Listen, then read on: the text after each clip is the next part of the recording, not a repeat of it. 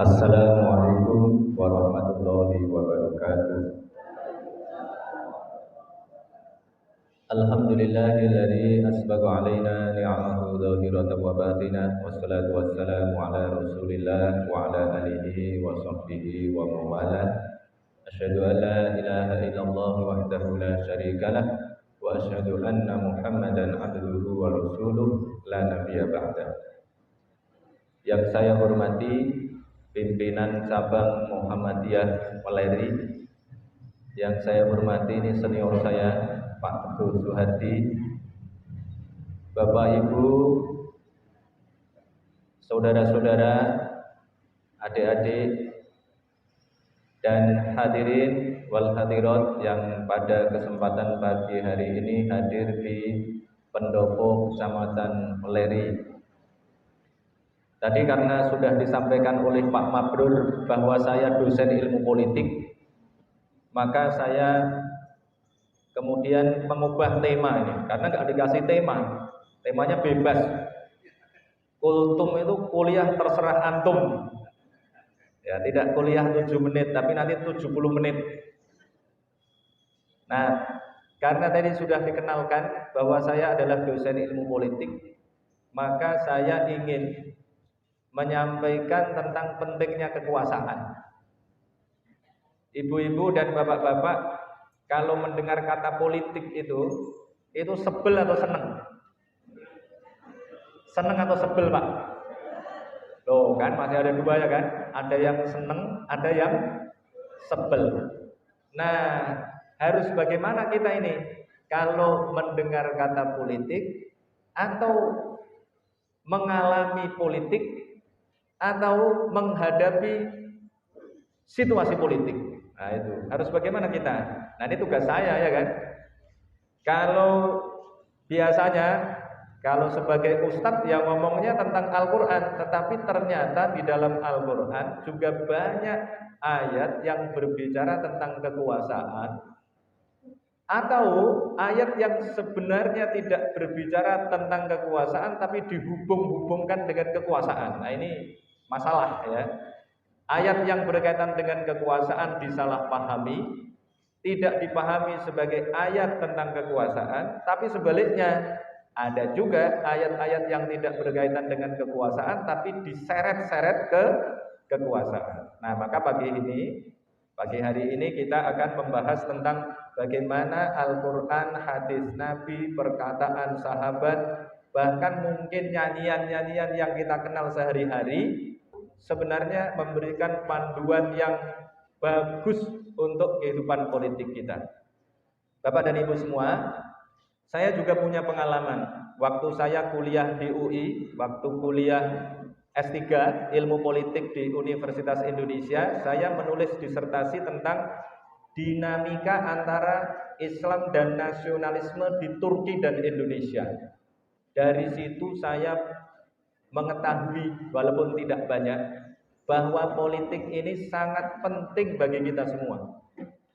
Bapak dan Ibu semua ini buang air besar, mau menghadap ke timur, ke barat, ke utara, ke selatan, bisa ditentukan oleh politik. Mau contohnya, misalnya ini Pak Bupati. Pak Bupati ini kalau bikin aturan, aturannya begini, semua rumah harus punya WC dan WC-nya harus menghadap ke utara atau ke selatan. Tidak boleh menghadap kiblat atau membelakangi kiblat. Nanti kalau ada ibu-ibu yang punya WC, WC-nya menghadap ke kiblat atau membelakangi kiblat, nanti akan dibongkar oleh Satpol PP. Ya kan, Bu? Bisa? Bisa, sangat memungkinkan itu. Ya. Dan itu bagus nggak kalau ada aturan begitu? Ya bagus-bagus saja, karena itu sesuai dengan hadis Nabi. Sesuai dengan hadis Nabi bagaimana? Dulu karena Nabi itu tinggal di Madinah, Madinah itu sebelah utara Makkah, sebelah utaranya Masjidil Haram. Maka Nabi mengatakan, kalau kalian buang air besar atau buang air kecil, jangan menghadap ke utara atau ke selatan, tetapi menghadaplah ke timur atau ke barat. Nah ini makanya jangan dipahami secara literal, jangan dipahami apa adanya.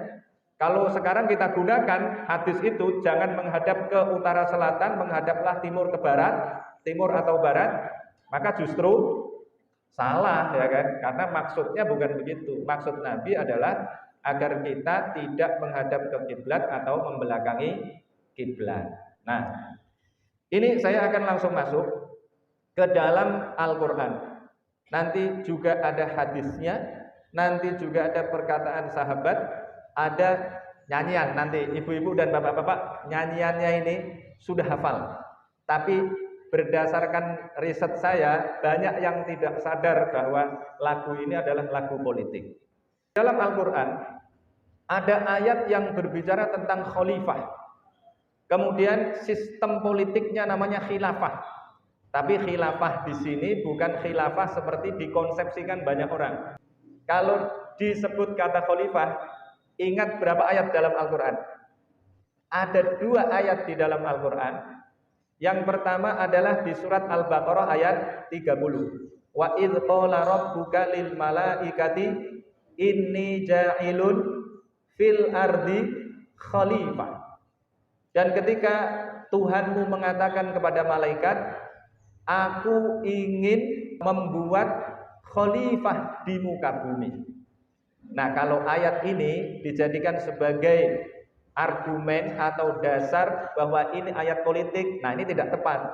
Ini banyak yang menjadikan ayat ini sebagai ayat politik, bukan. Walaupun ada sebutan khalifah di sini, tetapi ayat ini bukan ayat tentang politik. Kenapa begitu? Khalifah itu berasal dari kata khulafa. Khulafa artinya menggantikan. Khalfa itu artinya di belakang. Di belakang siapa? Di belakang imam. Jadi kalau ada orang sholat, di belakangnya itu adalah khalifah namanya. Tapi kemudian jadi pemimpin itu ceritanya bagaimana? Ceritanya kalau imam batal, orang yang di belakangnya harus maju. Kemudian jadi imam sholat, maka orang yang di belakang yang menggantikan tadi itu jadi imam. Jadi khalifah yang artinya di belakang kemudian jadi di depan, loh begitu. Itu bahasa ya. Nah, yang ada di situ siapa? Khalifah di situ. Khalifah yang ada di situ adalah Nabi Adam tadi itu. Nabi Adam menggantikan siapa? Wong belum ada orang. Di bumi nggak ada orang. Tapi Allah Subhanahu wa taala mengatakan bahwa nanti akan kuciptakan khalifah di muka bumi. Nah, pertanyaannya, siapa yang digantikan oleh Nabi Adam, Bu? Siapa yang digantikan oleh Nabi Adam? Nah, kalau di tafsir-tafsir dikatakan bahwa yang digantikan oleh Nabi Adam adalah jin. Nah, tapi bisa kita tafsirkan lain lagi. Dulu ada makhluk jutaan tahun yang lalu. Ini kan dikatakan oleh malaikat. Malaikat mengatakan, "Ya Allah, kenapa engkau mau menciptakan makhluk baru? Apakah engkau akan menciptakan makhluk yang menumpahkan darah?" Apa, Bu? Yang suka berantem menumpahkan darah apa? Apa ini adik-adik ini yang suka nonton film? Makhluk di masa lalu, jutaan tahun lalu, yang sukanya menumpahkan darah apa? Yang sukanya berantem. Dinosaurus, ya kan? Bukan jutaan tahun yang lalu. Jadi maka penafsirannya bisa beda-beda. Penafsirannya bisa tadi itu jin. Nah, kemudian ada orang juga yang menafsirkan bahwa yang digantikan oleh Nabi Adam ya makhluk lain. Makhluk lain yang suka berantem. Yang suka berantem apa? Ya hewan itu. Hewan itu kan sukanya berantem, menumpahkan darah. Nah, manusia ini tidak. Mestinya manusia ini adalah makhluk yang tidak menumpahkan darah. Nah, ini jangan panjang-panjang di sini.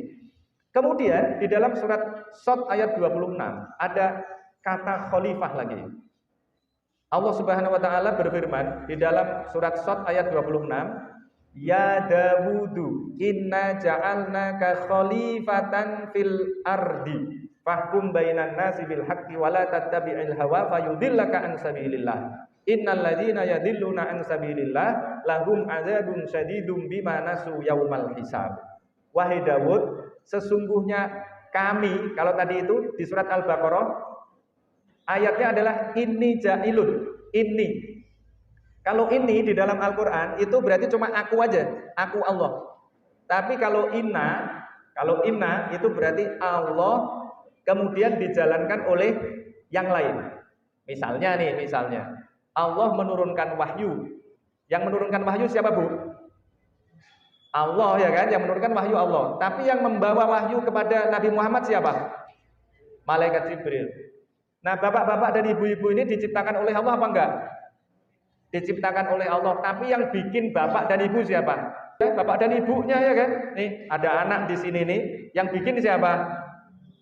Ya bapak dan ibunya. Bapak dan ibunya main-main, kemudian jadilah anak. Walaupun yang menciptakan adalah bapak dan ibunya melalui hubungan suami istri, tapi di dalam Al-Quran disebut bahwa yang menciptakan manusia adalah Allah, tapi pakai inna. Itu bukan pakai aku, tapi pakai kami. Kalau kami itu berarti Allah, tapi ada keterlibatan makhluk. Bapak dan ibu dilibatkan di dalam penciptaan manusia. Itu. Nah, seperti ini Nabi Dawud juga dibilangin oleh Allah, inna, sesungguhnya kami ja'alnaka khalifatan, menjadikanmu sebagai khalifah fil ardi, di bumi. Maksudnya ini di negeri sana, Palestina dulu. Berarti Nabi Dawud ini dijadikan sebagai khalifah. Kalau ini khalifah beneran, khalifah yang tadi itu pemimpin politik. Karena Nabi Dawud pada saat itu menggantikan mertuanya. Mertuanya namanya Tolut. Sering dengar ya, ibu-ibu, Tolut. Raja Tolut kemudian digantikan oleh Raja Dawud. Dawud ini raja sekaligus nabi. Jadi nabi dan sekaligus raja. Kemudian nanti digantikan oleh Nabi Sulaiman. Nah, tugas Nabi Dawud itu apa? Nah, ini Bapak dan Ibu mesti perhatikan ini dengan baik. Ternyata kekuasaan ini penting. Inna ja'alnaka khalifatan fil ardi fahkum bainan nasi bil haqqi, maka tegakkanlah hukum. Fahkum itu berasal dari kata hakama, ya, maka tegakkanlah hukum. Kalau dulu zamannya kan kerajaan dulu. Kalau kerajaan bagaimana? Ya ada kitabnya Nabi Daud namanya apa? Kitab apa, Bu? Zabur. Nah, kitabnya ini yang harus ditegakkan oleh Nabi Daud. Nah, kalau kita sekarang itu kita hidup dalam alam demokrasi. Sistemnya demokrasi. Ada eksekutif nih, kita pakai pendopo ini. Ini eksekutif atau apa ini? Ini eksekutif namanya, yang menjalankan kekuasaan eksekutif. Di bawah bupati. Nah, tapi nanti kita ada gedung baru, gedung lain lagi, namanya gedung DPRD. Itu namanya apa, Bu? Legislatif. Kemudian nanti ada gedung pengadilan, namanya apa? Yudikatif. Nah, kalau di Jakarta sana ada Istana Presiden, ada DPR di Senayan, ada Mahkamah Agung, ya, ada Kejaksaan dan lain sebagainya. Yang itu namanya lembaga yudikatif. Nah, kalau dulu kekuasaan di satu tangan, kalau sekarang di era demokrasi, terutama di Indonesia ini ada 3. Yang 2, eksekutif dan legislatif itu tugasnya bikin undang-undang. Yang tadi saya bilang, bapak-bapak dan ibu-ibu bisa diatur. Kalau mau buang air besar atau buang air kecil, ibu-ibu boleh pakai jilbab atau tidak. Ibu-ibu kalau ada aturan, nggak boleh pakai jilbab gimana? Mau nggak? Mau nggak? Nggak boleh pakai jilbab. Nggak mau. Di Turki begitu. Selama berapa tahun itu? Hampir 80 tahun, ya. Hampir 80 tahun dulu di Turki, walaupun Turki ini bekas kerajaan Utsmani, Khilafah Utsmaniyah, tetapi di sana dulu orang tidak boleh pakai jilbab. Kenapa? Yang berkuasa adalah Mustafa Kemal Atatürk namanya. Orangnya sekuler, pemimpinnya itu nggak mau ada agama kelihatan di luar, tuh nggak boleh. Di Perancis juga begitu, di Perancis sampai sekarang. Di Perancis itu nggak boleh ada orang pakai jilbab, orang Kristen pakai ini salib gitu, kalung salib nggak boleh. Orang Yahudi pakai peci Yahudi yang kecil itu di atasnya itu nggak boleh. Ibu-ibu mau begitu? Nggak mau, tentu saja kita semua. Mau kita adalah kita ini bisa menjalankan agama kita ini secara bebas. Ya. Nah, kemudian tadi itu eksekutif, presiden, menteri-menteri itu punya kekuasaan, Bu. Sekarang punya kekuasaan. Kekuasaannya namanya mengusulkan rancangan undang-undang. Eksekutif tadi punya kekuasaan untuk mengusulkan saja. Nah, kemudian DPR RI, legislatif, namanya aja legislatif, itu punya kekuasaan untuk membuat undang-undang. Misalnya yang dibuat itu undang-undang tentang zakat infak sodako, undang-undang tentang haji. Ibu-ibu sudah ada yang haji? Banyak pasti ya kan? Kenapa Indonesia ini paling banyak jamaah hajinya? Karena negara kita ini banyak mengatur dan kemudian membuat aturan yang membuat kita ini menjadi lebih mudah untuk melakukannya, walaupun sekarang juga masih banyak yang sulit ya kan. Tapi sebenarnya kalau dibandingkan dengan negara-negara lain, kita ini sudah agak lumayan karena sudah ada aturannya. Nanti tinggal kita sempurnakan, kita perbaiki lagi. Nah, tapi kita sudah punya undang-undang haji. Kenapa kok ada undang-undang haji? Kemudian ada undang-undang tentang sistem pendidikan nasional. Itu karena apa? Ada para aktivis, ada aktivis Muhammadiyah, ada aktivis HMI, ada aktivis NU yang di DPR sana yang memperjuangkan apa yang ada di dalam Al-Qur'an. Itu tugas apa? Legislatif.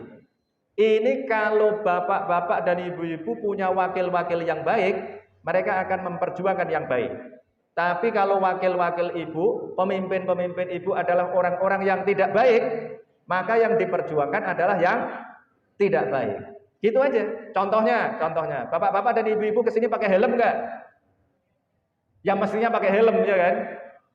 Kalau ada polisi nggak pakai helm ditangkap. Kenapa? Ada undang-undang tentang lalu lintas. Kalau tidak ada undang-undang tentang lalu lintas, maka orang-orang pada nggak pakai helm. Kalau jatuh, kepalanya bocor. Nah, mati kemudian ya kan? Nah, negara itu ngatur. Itu fungsinya. Nah, Nabi Dawud tadi itu diperintahkan fahkum, maka buatlah aturan hukum. Jadi legislatif membuat aturan hukum, eksekutif membuat aturan hukum, kemudian yudikatifnya menegakkan hukum. Maka fahkum bainan nasi bil haqqi, dengan kebenaran. Kemudian diingatkan oleh Allah Subhanahu wa taala, wala tattabi'il hawa, dan janganlah mengikuti hawa nafsu. Fayudillaka an sabilillah. Kalau kamu mengikuti hawa nafsu, maka hawa nafsu itu akan menyesatkanmu dari jalan Allah. Begitu. Nanti lanjutannya panjang masih. Tapi sudah cukup. Bapak-bapak dan ibu-ibu, saya mau cerita. Dulu saya punya teman di DPR RI. Waktu membuat undang-undang tentang mineral dan batu bara.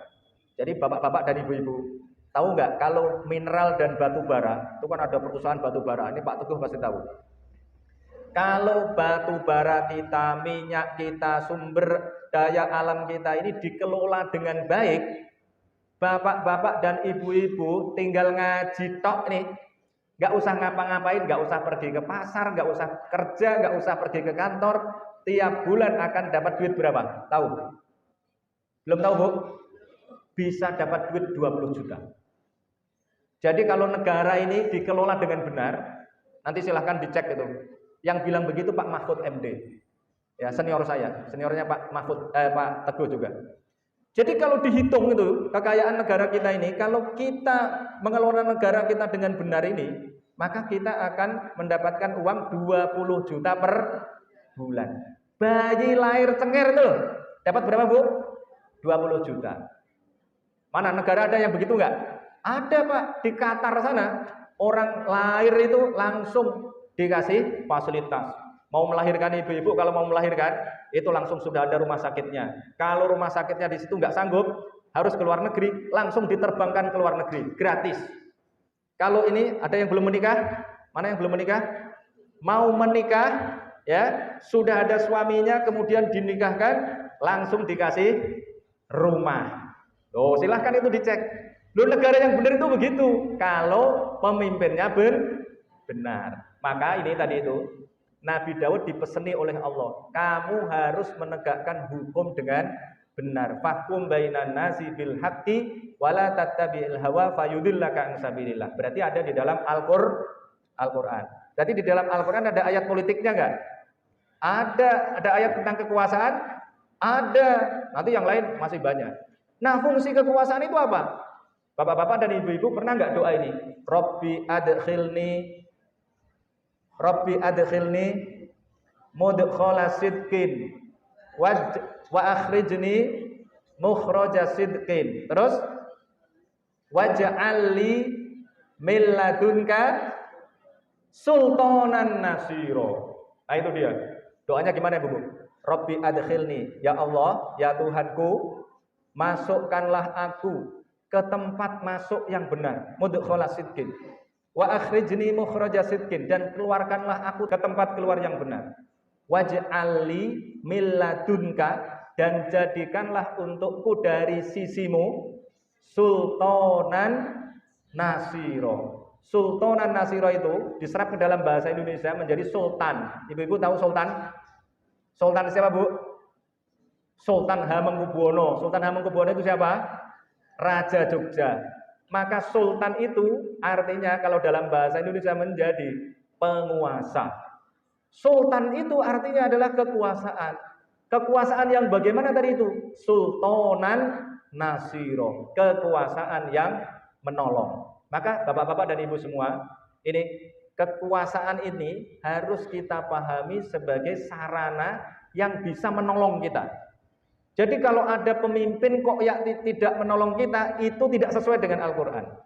Kalau ibu-ibu dan bapak-bapak tidak tertolong oleh siapa? Bupati, wakil bupati, tidak tertolong oleh anggota DPRD, tidak tertolong oleh anggota DPR, melalui kebijakan loh ya, bukan melalui ibu-ibu dikasih duit, bukan. Cara menolongnya nggak begitu. Cara menolongnya adalah mereka bangun rumah sakit yang bagus, mereka bikin sekolah yang bagus, mereka bikin pesantren yang bagus. Itu cara menolong. Tadi itu mereka memberikan subsidi. Karena apa? Karena harta kekayaan negara kita ini banyak sekali. Yang kedua sekarang, hadis Rasulullah. Rasulullah itu siapa Bu? Orang kaya atau orang miskin? Kaya atau miskin Bu? Kaya atau miskin? Ada yang jawab kaya, ada yang miskin. Nabi Muhammad itu kaya atau miskin? Kaya raya Nabi Muhammad itu. Iya kan? Nabi Muhammad itu kaya raya loh. Nabi Muhammad itu sejak kecil disekolahkan ke kampung. Jadi dibawa Ibu Halimah As-Sa'diyah itu, sebenarnya kebiasaan orang Arab, kok ke kampung kenapa? Jadi nyekolahin orang pada saat itu malah ke kampung. Karena kalau di kota ya, itu bahasanya nggak jelas. Ibu-ibu di sini pakai bahasa Jawa atau bahasa Indonesia? Jawa. Kalau Jawa kan enje, monggo, lenggah gitu kan. Tapi kalau di Jakarta Bu, gimana? Elu gua, ya kan? Bahasanya udah kocar-kacir itu. Kenapa? Pertemuan antara orang sana nggak jelas semua, akhirnya bahasanya nggak jelas. Kalau mau belajar bahasa Jawa yang bagus di mana? Ya di Meleri, itu kira-kira. Ya kan? Tapi kalau belajar bahasa Jawa kok di Jakarta nggak bisa. Itu, belajar bahasa Jawa di mana? Di mana? Di tempat saya sana, di Rembang sana. Nah, yang bisa berbahasa Arab dengan bagus itu ya orang kampung, namanya orang kampung Badui. Maka Nabi Muhammad disusui oleh Ibu Halimah As-Sa'diyah, itu tujuannya banyak. Satu, belajar bahasa. Yang kedua adalah Nabi Muhammad di sana itu bisa belajar berwirausaha. Umur 4 tahun Nabi Muhammad sudah bisa menggembala kambing, sudah bisa menundukkan onta. Itu referensinya banyak sekali. Makanya Nabi Muhammad pada usia 8 tahun sudah ikut dagang ke luar negeri. Ikut siapa? Ikut pamannya Abu Thalib. Nah sekarang anak-anak kita yang 4 tahun ngapain? Anak kita yang 8 tahun ngapain sekarang? Hah? Main HP ya. Salahnya ibunya dong. Salah mbahnya kalau begitu. Nah Nabi Muhammad itu umur 8 tahun sudah dagang ke luar negeri, ikut magang dagang setidaknya. Ini sudah ikut Pak Teguh itu kira-kira sekarang itu. Sudah ikut dagang ke luar negeri. Kenapa diajak? Karena Nabi Muhammad waktu masih kecil itu belum Nabi. Diajak ke luar negeri itu karena apa? Karena punya keahlian menundukkan unta. Jadi kalau sekarang itu Nabi Muhammad itu punya kemampuan untuk beresin mobil. Karena unta itu pada saat itu fungsinya untuk kendaraan. Nah itu dia. Nah Nabi Muhammad kemudian pada usia 25 tahun sudah sukses dalam berdagang tadi itu menikah. Menikahnya dengan siapa Bu? Khadijah. Khadijah kaya atau miskin? Loh enggak hanya kaya, kaya raya. Kekayaannya itu 2/3 kekayaan Mekah. Coba bayangkan kalau 2/3 kekayaan Meleri milik Pak Teguh, itu gimana? Berarti kan kaya banget ya kan? Jadi orang kaya menikah dengan orang kaya raya. Nah gitu. Kemudian Nabi Muhammad menghabiskan uangnya itu untuk berdakwah.